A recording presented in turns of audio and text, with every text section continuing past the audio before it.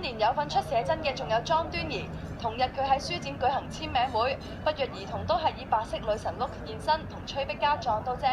但係唯一唔同嘅係莊端儀已經名花有主，佢男朋友張志恒早前喺社交網站 post 咗張有一對金戒指嘅相，好似有暗示想求婚喎。係咪送俾我㗎？你係講唔係送俾你就好出事咯，就出事開心嘅，因為其實我知道佢喺雲南工作啦，咁但係唔知係咪因為山區大家接收有問題？咁其實佢係未恭喜我嘅，即係未同我落 order 買幾多書啊各樣嘢嘅，亦都未俾對戒指我睇嘅咁樣樣。如果而家呢一刻佢真係求婚，你會點樣？話唔可以咁奸㗎，呢啲一定要佢自己嚟㗎。本人係啦，因為我而家都未知發生咩事，都唔知真定假嘅。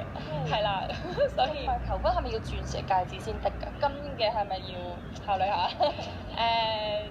我覺得係成件事嘅，即係譬如我心目中可能幾浪漫嘅，即係可能係有餐飯，跟住突然之間唔知點樣有一隻戒指走出嚟嗰啲 surprise，係啦，想吸引大家嘅